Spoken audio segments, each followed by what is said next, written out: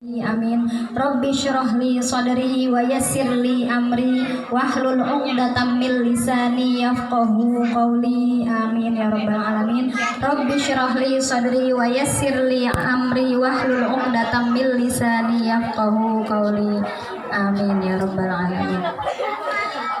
Yang saya hormati Sohibul Bait, yaitu Bapak Hadi sekeluarga, semoga selalu dipanjangkan umurnya, selalu disehatkan, kemudian diberkahkan rezekinya ya. Dan alhamdulillah memiliki santri dan santriah yang soleh dan solihah, dan itu merupakan keberkahan ya. Dan mudah-mudahan ilmu yang didapat atau ilmu yang dimiliki oleh Pak Hadi selalu bermanfaat untuk kita semua. Amin ya rabbal alamin. Tak lupa yang saya hormati ibu-ibu semuanya, mudah-mudahan diberkahkan dalam kehidupannya, diberkahkan juga rezekinya. Dan alhamdulillah ibu-ibu semua memiliki putra putri yang soleh dan solihah. Ini adalah suatu kebanggaan untuk orang tua ya, karena kita sebagai orang tua harus selalu mendoakan mudah-mudahan kita memiliki putra dan putri yang soleh dan solihah. Jangan mendoakan putra putri kita menjadi orang kaya ya, karena putra putri yang kaya namun ketika putra putri kita tidak baik kepada orang tua, tetap saja itu bukan suatu kebanggaan bagi orang tua ya. Tetap suatu saat ketika dia menjadi orang kaya, tidak peduli kepada orang tuanya, orang tua itu sendiri akan merasa sedih karena ditinggalkan oleh anak-anaknya yang sudah kaya tadi ya.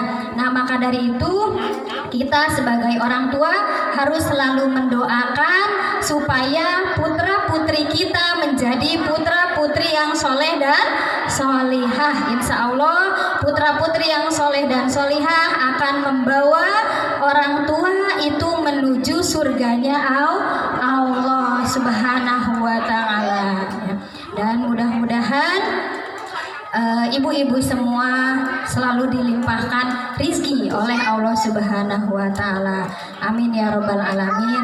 Tak lupa yang ibu cintai ya, anak-anakku sekalian, santri dan santriah dari Raudatul Jannah ya. Raudatul Jannah, betul tidak tadi nama TPA-nya? Iya, TPA-nya itu Taman Pendidikan Al-Quran. TPA itu berarti Taman Pendidikan Al-Quran. Nah, kalian sekarang sudah mengaji di TPA-nya Pak Hadi yang bernama Raudatul Jannah. Nah, arti Raudatul Jannah itu adalah taman surga. Mudah-mudahan kalian semua itu akan menjadi penghuni surganya Allah Subhanahu wa ta'ala dan membawa ayah dan bundanya untuk masuk surga pula ya. Amin ya rabbal alamin ya. Puja dan puji syukur mari kita panjatkan kehadirat Allah Subhanahu wa ta'ala, karena alhamdulillah pada hari ini kita dapat bertemu kembali. Ini adalah pertemuan yang kedua ya. Kalian bosan tidak bertemu dengan ibu? Iya, dan bunda-bunda juga bosan tidak ketemu dengan saya?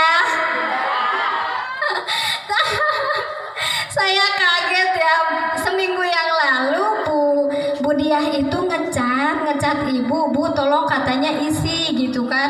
Saya cari waktu ibu aja yang kosongnya kapan. Nah, sampai hari Jumat kemarin ibu tidak kasih jawaban ke Bu Diah gitu, karena belum tahu ada waktunya kapan gitu. Pas kemarin waktu teman-temannya ikut lomba ya kan, di sini ada beberapa teman yang ikut lomba mewarnai kemarin. Nah, baru Bu Dia bilang katanya hari Minggu tolong ya gitu, waktunya disempatkan kesempatan untuk mengisi Isra Mi'raj di TPA ini ya. Tapi alhamdulillah kemarin porseni juga sudah selesai dan sekarang ibu ada waktu ya. Nah, harus bersyukur juga, ternyata teman-teman kalian itu pintar-pintar semuanya. Kemarin yang ikut mewarnai ada yang juara 1 ya, juara 1 tingkat kecamatan. Waktu hari Jumat itu kan lombanya di sekolah ya, lombanya di PAUD Kenanga, kemudian diserahkan ke panitia kecamatan dan alhamdulillah dipinalkan di hari Sabtu ya. Nah, ada teman kita yang bernama Ratna Nur Aziza. Mana Ratna? Selamat ya untuk Ratna. Nah, Ratna masuk 12 besar ya. Waktu kemarin hari Jumat Ratna masuk 12 besar terbagus itu dari di antara 500 peserta. Coba bayangkan 500 peserta itu kan banyak sekali ya. Dan alhamdulillah masuk 12 besar. Dan ketika dilombakan kembali, Ratna itu mendapatkan juara 1 loh ya. Harus bersyukur kalian sudah belajar, sudah ngaji ya di tempat ini. Dan mudah-mudahan yang lainnya pun itu nanti akan mendapatkan juara pula ya. Selama kita mau belajar, insya Allah ada hasilnya. Tidak ada anak yang belajar tidak ada hasil. Semuanya pasti ada hasilnya ya gitu. Karena kalian adalah anak-anak yang masih membutuhkan pendidikan ya gitu. Nah, tadi puja dan puji syukur kita panjatkan kehadirat Allah Subhanahu wa taala ya, karena kita bisa bertemu kembali dalam kesempatan ini dalam rangka Isra wal Mi'raj ya. Isra Mi'raj Nabi besar Muhammad sallallahu alaihi wasallam. Dan sampai saat ini pun kita masih diberi kesehatan ya, meskipun dalam suasana pandemi COVID-19, namun kita tetap bisa menuntut ilmu ya. Kita masih tetap diberikan kesehatan ya. Itu adalah rezeki yang sangat besar sekali dari Allah Subhanahu wa taala. Rezeki itu tidak hanya uang, tapi rezeki itu berupa kesehatan juga. Dengan sehat kita bisa beraktivitas segala macam, kita bisa main ya. Bunda-bunda juga bisa melakukan aktivitas lainnya ya. Itu alhamdulillah.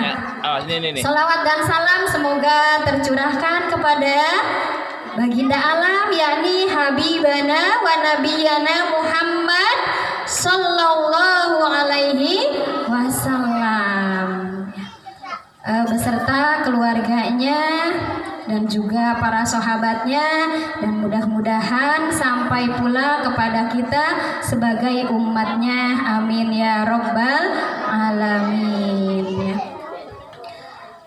Ayyuhal mahbub wal hadirat, semoga dimuliakan oleh Allah Subhanahu wa taala. Nah, anak-anakku sekalian, kalian hari ini melaksanakan Isra Mi'raj ya. Isra Mi'raj Nabi kita yaitu Nabi Muhammad sallallahu alaihi wasallam. Apa sih itu Isra Mi'raj? Sudah pernah mendengar Isra Mi'raj itu apa? Ya, belum sayang. Siapa yang sudah? Belum. Yang lainnya mana? Kakak yang sudah besar? Apa itu Isra Mi'raj? Ayo, kakak-kakaknya nih yang sudah besar. Kalau adik-adiknya mungkin belum tahu apa itu Isra Mi'raj, tapi kakak-kakaknya yakin ya, pasti sudah bisa. Apa sih itu Isra Mi'raj? Ayo, pintar. Apa Isra Mi'raj? Ya, Isra Mi'raj itu asalnya dari dua kata, Isra dan Mi'raj. Isra itu artinya perjalanan Nabi dari mana? Ya, pintar sekali. Dari Mekah menuju Palestina. Ya, dari Mekah menuju Palestina. Dari Mekah itu dari mana? Dari Masjidil Haram. Iya, betul, Mekah itu ada di Arab.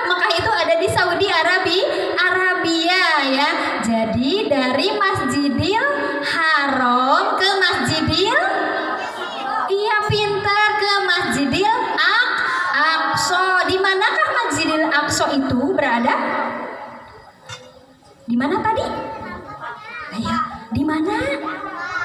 Tadi Isra itu kan perjalanan Nabi dari Mekah ke Palestina, ya, dari Mekah ke Palestina. Mekahnya itu dari Masjidil Haram, kemudian Palestinanya berarti ke Masjidil Aqsa. Ya, Masjidil Aqsa itu ada di Palestina. Nah, antara Mekah dan Palestina itu kan beda negara ya. Nah, jaraknya dari Masjidil Haram ke Masjidil Aqsa itu adalah 1239 km. Dan ketika ditempuh oleh pesawat itu menghabiskan waktu 2 jam. Namun Rasulullah melakukan perjalanan dari Masjidil Haram ke Masjidil Aqsa sampai ke Sidratul Muntaha, ke langit ke-7, itu hanya dalam waktu setelah tengah malam sampai sebelum subuh. Berarti sekitar jam 1 sampai jam 4. Kalau sekarang hanya berapa jam coba? Hanya berapa jam? Dari jam 1 sampai jam 4. Ayo, 1, 2. Kemudian 3, 4. Hanya 3 jam. Iya, subhanallah sekali ya. Subhanallah sekali. Makanya itu merupakan kebesaran dari Allah Subhanahu wa Ta'ala yang memperjalankan Nabi kita, Nabi Muhammad, dari Masjidil Haram ke Masjidil Aqsa dengan jarak tempuh itu sebesar 1000 atau sejauh 1239 km. Nah, tidak hanya sampai Masjidil Aqsa, tidak sampai Palestina saja, namun Allah itu memperjalankan Nabi Muhammad yang disebut dengan Mi'raj dari Masjidil Aqsa sampai ke Sidratul Muntaha. Sidratul Muntaha itu ada di langit ke-7, ya, ada di langit ke-7. Kalian tahu langit? Ya, di manakah langit? Iya, langit itu ada di atas. Langit itu di luar angkasa, di luar planetnya bumi. Kita itu berada di planet bumi. Namun Sidratul Muntaha itu adalah ada di langit ke-7. Berarti langit itu kan ada lapisannya. Lapisan pertama, kemudian langit kedua, ketiga, keempat, dan seterusnya sampai langit ke-7. Yang terakhirnya adalah Sidratul Muntaha. Nah, Nabi Muhammad di Sidratul Muntaha itu bertemu dengan siapa? Bertemu dengan siapa sayang? Di Sidratul Muntaha itu bertemu dengan Allah Subhanahu wa Ta'ala. Bersama siapa Rasulullah melakukan perjalanannya dari Masjidil Aqsa, dari Masjidil Haram ke Masjidil Aqsa, kemudian ke Sidratul Muntaha? Didampingi oleh siapa Rasulullah? Oleh Nabi apa? Nabi Muhammad yang melakukan perjalanannya, kemudian didampingi oleh malaikat yang memberi wahyu. Malaikat yang memberi wahyu itu malaikat apa? Iya, pintar sekali, malaikat Jibril. Jadi perjalanan Rasulullah dari Masjidil Haram ke Masjidil Aqsa, kemudian sampai ke Sidratul Muntaha itu didampingi oleh malaikat Jibril. Nah, dari Masjidil Aqsa ke Sidratul Muntaha itu Nabi bertemu dengan beberapa nabi-nabi terdahulu, dimulai dari langit pertama atau langit ke-1 sampai langit ke-7 itu bertemu. Pertemuan di langit pertama itu dengan Nabi Adam, dan pertemuan di langit ke-7 itu dengan Nabi Ibrahim. Jadi di setiap perjalanannya, di setiap langitnya itu bertemu dengan nabi-nabi yang terdahulu ya, sebelum Nabi Muhammad. Karena Nabi Muhammad itu adalah nabi penutup ya, khotamul ambiya. Tidak ada nabi lagi setelah Nabi Muhammad. Muhammad itu adalah nabi terakhir. Nabi keberapa? Nabi terakhir itu? Iya betul, ke-25 ya. Nabi dan Rasul itu ada 25. Sebetulnya nabi itu banyak, namun yang bertugas menjadi nabi dan rasul itu hanya 25 saja, dan terakhir adalah Nabi Muhammad ya. Nah sekarang ibu mau tanya, menggunakan apa sih Rasulullah itu melakukan perjalanan? Naik. Ya, ada yang berjalan kaki, kemudian tadi ada yang naik kapal. Apakah zaman dulu ada kapal? Iya, zaman dahulu itu tidak ada kapal sayang ya. Yang ada itu kendaraan yang bisa ditunggangi oleh penumpang itu hanya kuda ya. Seperti itu. Iya, hanya binatang. Tidak ada yang namanya kereta, tidak ada yang namanya pesawat ya. Nah, dengan apa sih Nabi Muhammad melakukan perjalanan? Yaitu dengan menunggangi buruk ya. Apa itu buruk? Buruk itu adalah burung berkuda, burung seperti kuda. Jadi kuda namun ada sayapnya ya. Kuda namun ada sayapnya sehingga bisa terbang, dan terbangnya itu seperti kilat. Kalian tahu kilat? Seret gitu ya? Iya, kalau di langit kilat itu segimana? Seret gitu. Nah itu ya. Jadi perjalanan Nabi Muhammad dari Masjidil Haram ke Masjidil Aqsa, kemudian ke Sidratul Muntaha itu dengan menggunakan buruk, yaitu kuda seperti burung ya, dimana kudanya itu ada sayapnya sehingga bisa terbang. Makanya ketika perjalanan dari Mekah ke Palestina kemudian ke Sidratul Muntaha itu sangat cepat kan, hanya dilalui dengan waktu 3 jam saja. Itulah kelebihan Allah. Buruk itu dari mana? Buruk itu dari surga. Iya, dari surganya Allah. Allah mengirimkan malaikat Jibril untuk mengajak Rasulullah melakukan Isra wal Mi'raj. Isra itu tadi dari Mekah ke Madinah, kemudian Mi'raj itu dari Mekah ke Palestina ke Masjidil Aqsa, kemudian Mi'raj itu perjalanan Nabi dari Masjidil Aqsa sampai ke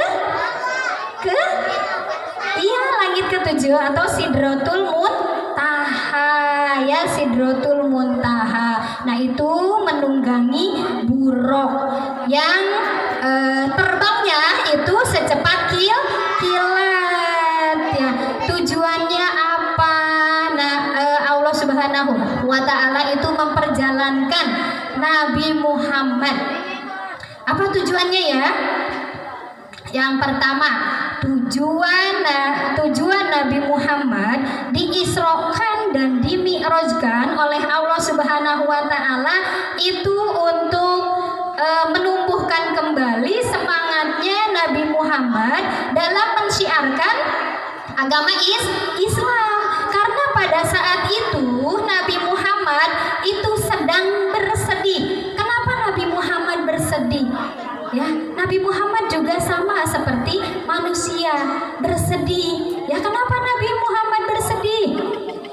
Karena pada tahun tersebut itu Nabi Muhammad kehilangan sang istri yang bernama Siti Khadijah dan kehilangan pamannya yang bernama Abu Thalib. Jadi dalam 1 tahun tersebut 2 orang yang dicintainya itu meninggal dunia. Siapa coba yang tidak sedih ketika seseorang yang dicintainya itu meninggal dunia? Pasti semuanya sedih ya. Nabi Muhammad juga sama sedih.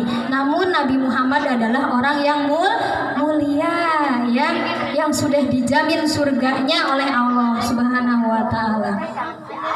Nah, tadi bahwa tujuan yang pertama Nabi Muhammad di Isra Mi'rajkan itu untuk untuk menumbuhkan kembali semangatnya Nabi Muhammad dalam mensyiarkan ajaran Islam. Kemudian juga memberi kebahagiaan kepada Nabi Muhammad. Jadi dengan perjalanan tersebut Nabi Muhammad merasa bahagia, ya gitu. Terus juga yang ketiga, tujuannya apa? Diisrokan dan dimi'rajkannya Nabi Muhammad Sallallahu Alaihi Wasallam. Ayo, kemarin kan sudah dibahas. Waktu mau baru 10 tahun kemudian barulah dilaksanakan Isra wal Mi'raj oleh Allah Subhanahu wa taala, ya, yang tadi memperjalankan Nabi Muhammad Sallallahu Alaihi Wasallam. Nah, di Sidratul Muntaha itu Nabi mendapatkan perintah untuk apa? Untuk melaksanakan sholat, ya. Umatnya itu mendapatkan perintah untuk melaksanakan sholat. Awalnya berapa waktu yang harus diperintahkan oleh Allah? Berapa waktu? Iya, betul sekali, 50 waktu.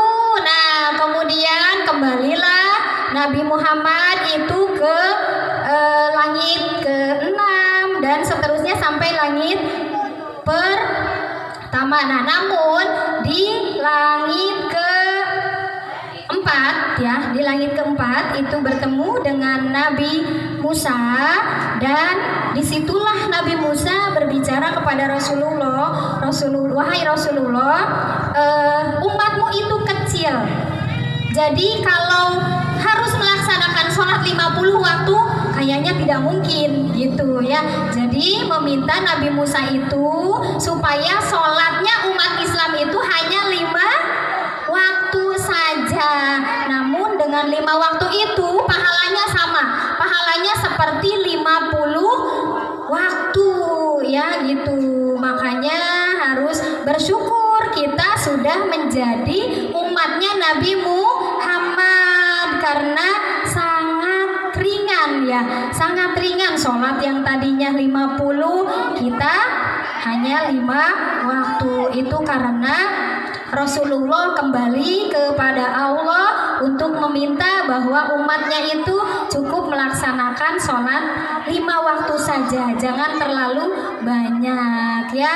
Yang 5 waktu sering dilaksanakan tidak? Sering dilaksanakan? Mudah-mudahan, ya, bunda-bunda di sini atau putra-putri kita semua itu sering melaksanakan sholat. Iya. Nah, kalau tidak melaksanakan sholat, maka apa dosanya? Seperti apa? Iya, pintar, masuk neraka. Nah, dalam perjalanan Nabi menuju langit ke-7 itu pun Nabi melihat beberapa peristiwa, termasuk tadi melihat orang yang tidak melaksanakan sholat, ya. Jadi dari perjalanan mulai langit pertama sampai langit ke-7, Nabi Muhammad itu bertemu dengan orang-orang yang memang ada yang disiksa, ya, disiksa. Nah, seperti apa orang yang tidak melaksanakan sholat siksanya? Jadi Nabi melihat golongan orang yang memang ketika itu ada orang yang kepalanya itu dipecahkan oleh batu besar. Kemudian setelah pecah kembali lagi kepalanya seperti itu. Terus dipecahkan lagi oleh batu. Kemudian setelah pecah kembali lagi seperti itu. Nah itu, ya, iya, kata Rasulullah, itu golongan orang yang bagaimana? Nah, kata malaikat Jibril, itu adalah golongan yang tidak melaksanakan sholat. Mau nanti disiksanya seperti itu? Iya, tidak mau. Kalau kalian tidak mau dosanya atau siksaannya seperti itu, maka dari sekarang harus rajin sholat. Meskipun belum balik, tetap kalian harus belajar. Dan pahalanya untuk siapa? Pahalanya nanti untuk bunda dan ayah kalian semua, ya gitu. Nah, belajar dari sekarang, kemudian nanti kalau sudah besar, nah kewajiban sebagai umat Islamnya harus dilaksanakan. Adapun rukun Islam itu ada berapa? Rukun Islam ada 5. Pinter, rukun Islam yang 5. Yang pertama apa? Iya, syahadat, sholat, puasa, zakat untuk si papa atau orang kaya, ya, haji bagi yang kuasa atau yang mampu. Iya, jadi rukun Islam itu ada 5. Yang pertama syahadat sering kita baca dalam sholat. Yang kedua itu adalah sholat. Kemudian yang ketiga zakat, yang keempatnya ya puasa, kemudian yang terakhirnya adalah naik haji, iya, bagi yang mampu.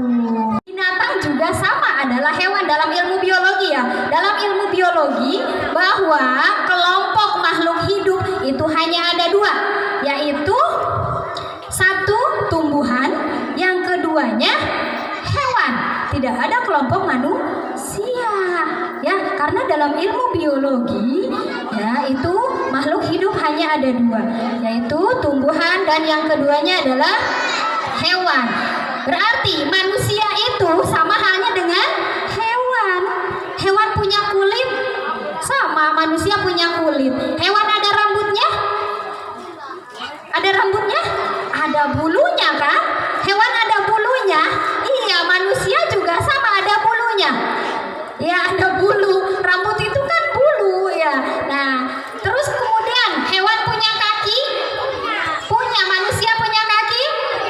Iya. Hewan punya tangan? Iya. Kemudian manusia? Iya, betul. Punya mulut kan? Hewan punya mulut, manusia punya mulut. Hewan punya hidung, punya mata, sama kan? Berarti memang manusia itu sama seperti hewan. Yang membedakan apa? Yang membedakan adalah akalnya. Manusia itu harus dididik. Kita sebagai manusia itu harus dididik, diberi pendidikan supaya apa? Supaya kita bisa membedakan mana yang baik dan mana yang buruk.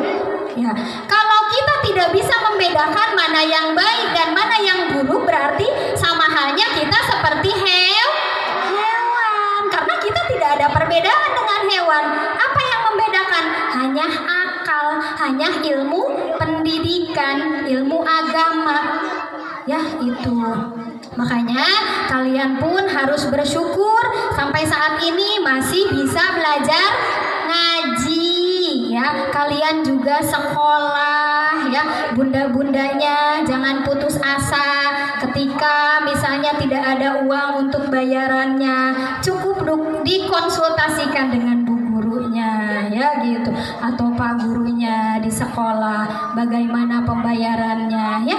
Insya Allah sekolah semahal apapun itu pasti memberikan dispensasi ketika orang tuanya memberikan perhatian kepada putra-putrinya untuk memberikan pendidikan, ya, seperti itu.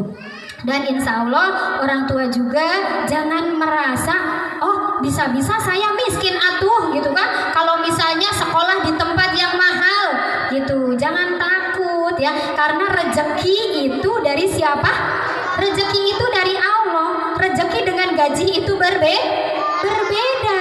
Gaji itu ditentukan dari atasan, tapi rezeki Allah itu dari mana? Rezeki itu dikasih oleh Allah, ya gitu.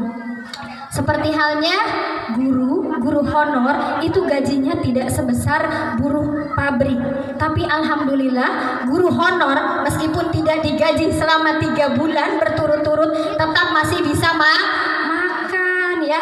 Ibu termasuk guru honor, tapi alhamdulillah, ya, meskipun meskipun punya anak yang harus dibiayai dan lain sebagainya, itu tetap masih bisa makan ya, padahal gajinya kecil ya, gajinya tidak sebesar ayah dan bunda kalian mungkin ya gitu. Tapi yang namanya rezeki itu Allah yang mengatur. Insya Allah ketika rezeki tersebut dipakai untuk pendidikan anak, itu akan menjadi lebih berkah ya.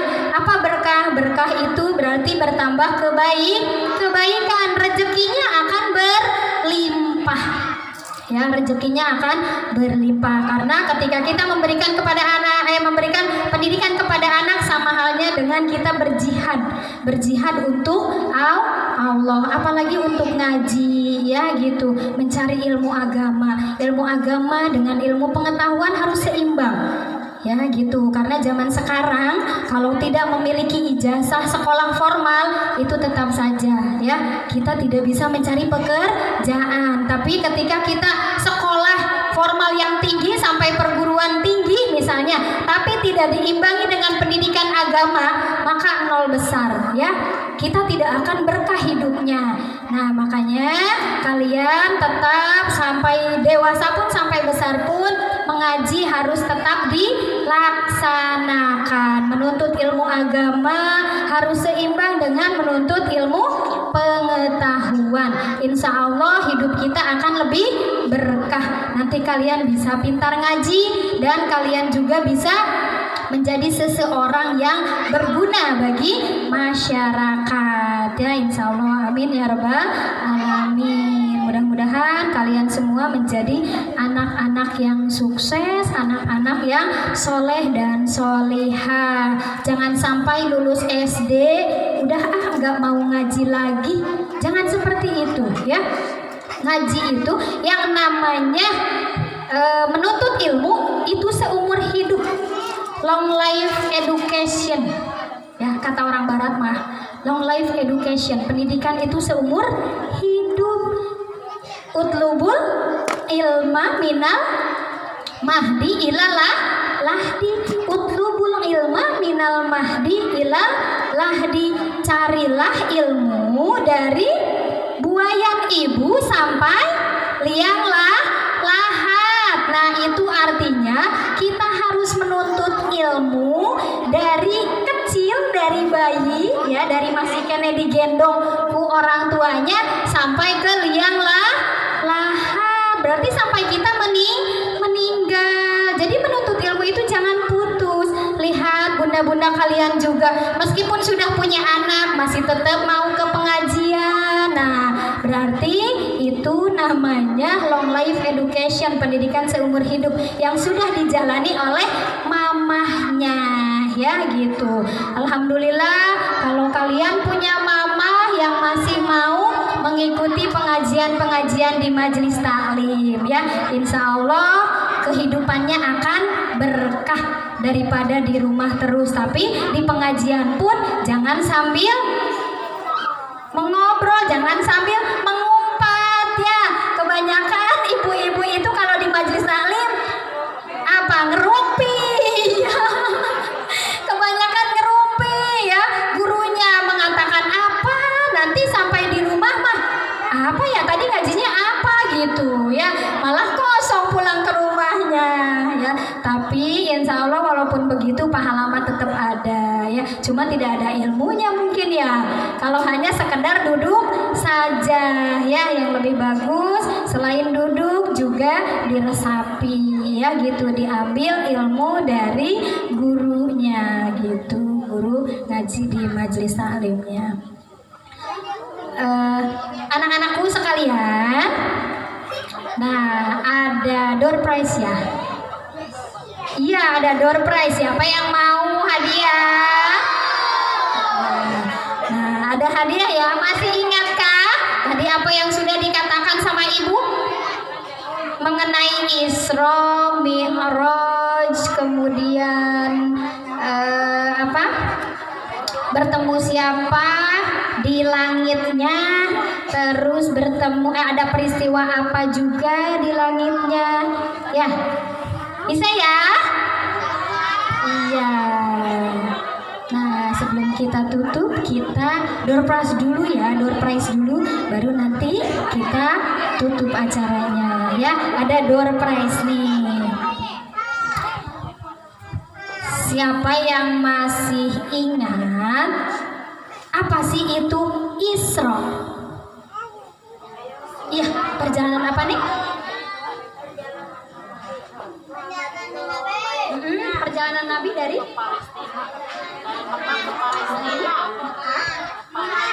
Mekah ke dari Mekah ke Palestina. Neng sini Najwa dulu. Najwa ya, siapa? Najwa ya. Nih, dari Mekahnya itu di mana? Masjidil apa?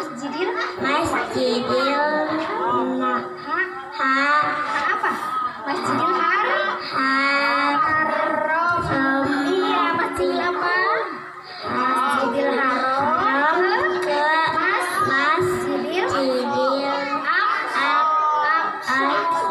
Iya, jadi Isra itu adalah perjalanan Nabi dari Masjidil Haram ke Masjidil Aqsa. Masjidil Haram adanya di Mekah dan Masjidil Aqsa itu adanya di Palestina. Itu satu aja. Nih, selamat, salim dulu dong. Nah, kemudian yang keduanya Mi'raj. Apa itu Mi'raj? Perjalanan Nabi dari mana? Dari mana?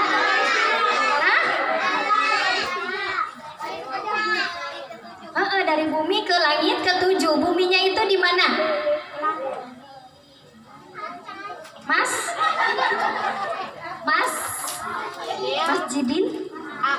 Masjidil? Iya, Masjidil Aqsa ke Sidratul Muntaha ya. Iya, selamat. Iya, masih banyak. Kayaknya semua dapat deh ya. Kayaknya semua dapat ya. Nah, sekarang ada yang dapat mangkok. Tadi masih ingatkah jarak dari Masjidil Haram ke Masjidil Aqsa? Berapa tadi?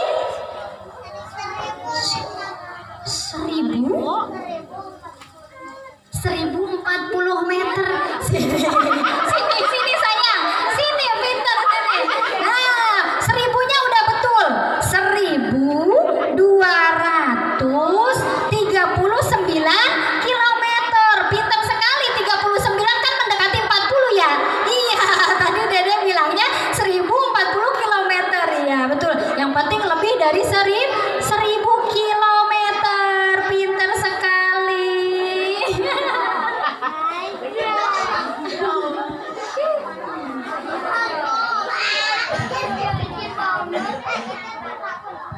Nah, selanjutnya ketika Mi'raj dilakukan atau perjalanan Nabi dari Masjidil Aqsa ke Sidratul Muntaha itu bertemu dengan Nabi. Ya, yang pertama bertemu dengan Nabi apa? Tadi di langit pertama sini. Di langit pertama Rasulullah bertemu dengan Nabi Adam. Pinter sekali. Kemudian di langit ketujuhnya bertemu dengan siapa? Bertemu dengan masih tetap Nabi, masih Nabi. Nabi apa? Iya, sini Ajril. Bertemu dengan Nabi Ibrahim di langit ketujuhnya.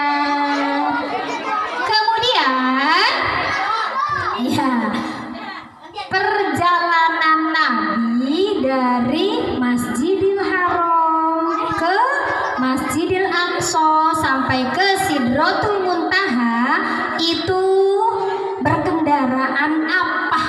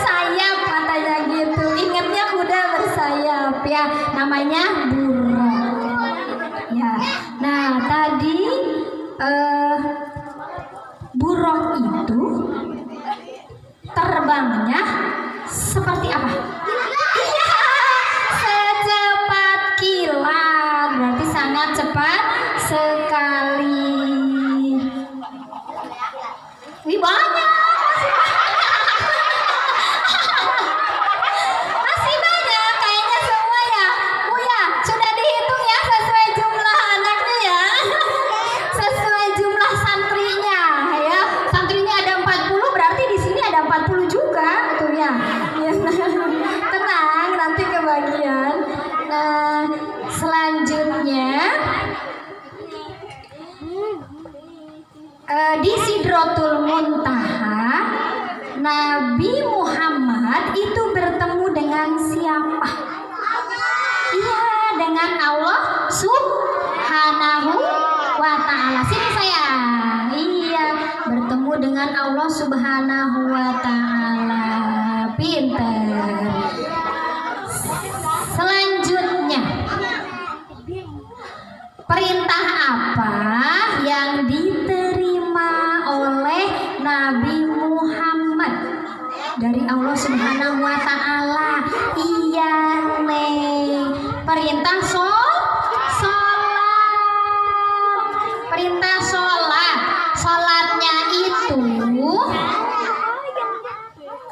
Sholatnya itu tadi awalnya berapa rakaat? Iya, awalnya 50 rakaat menjadi berapa rakaat nih? Menjadi 5 rakaat. 5 waktu ya. Dari 50 waktu menjadi 5 waktu. Ini dapat yang kecil. Ini satu, Bu. Kemudian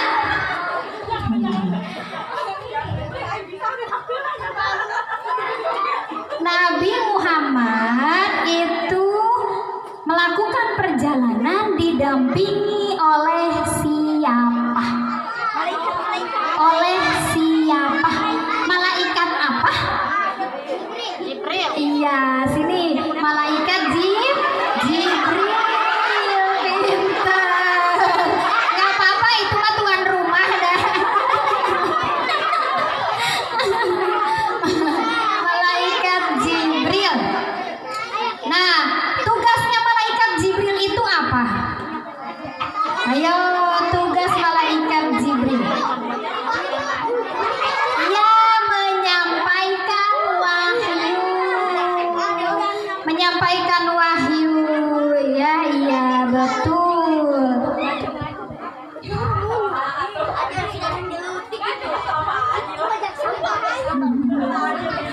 Ada yang hafal? Malaikat semuanya ada berapa? Ya, ada 10. Nama malaikat ada 10. Jibril bertugas memberi wahyu, Mikail bertugas memberi rizki, Israfil meniup sangkakala, Israel bertugas apa? Mencabut nyawa. Munkar Nakir bertanya di dalam kubur. Pintar. Raqib Atid menulis amal baik dan buruk. Malik Ridwan menjaga pintu neraka dan surga. Iya, pintar sekali semuanya. Sudah hafal ya nama malaikat? Semuanya ada 10. Kemudian tujuannya Allah itu mengisra mi'rajkan Nabi Muhammad. Tadi apa?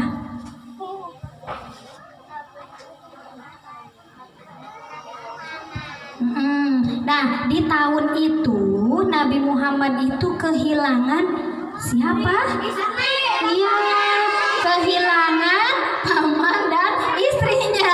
Sini, kehilangan paman dan istrinya ya, pintar. Jadi di 1 tahun tersebut Nabi Muhammad itu kehilangan istri dan pamannya, kehilangan 2 orang yang dicintainya.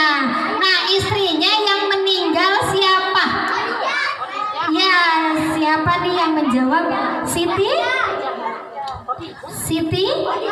Khadijah. Siti Khadijah. Kemudian pamannya Nabi. Ya, pamannya Nabi itu siapa yang meninggal saat itu? Dapat lagi ya, udah. Nanti kalau semuanya sudah dapat baru ya lagi.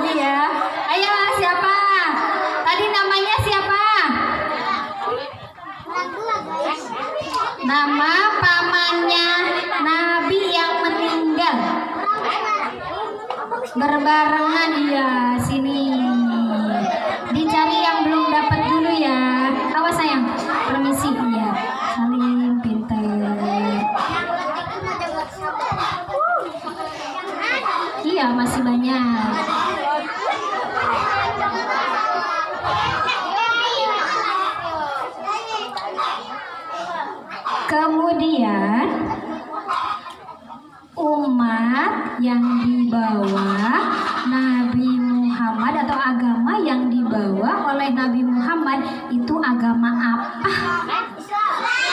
Islam. Di antara ini siapa yang belum kebagian? Neng udah belum? Belum? Oh iya, nih ya. Yang belum dulu, nanti baru kalau masih ada yang sudah ya. Gitu. Jadi dulu.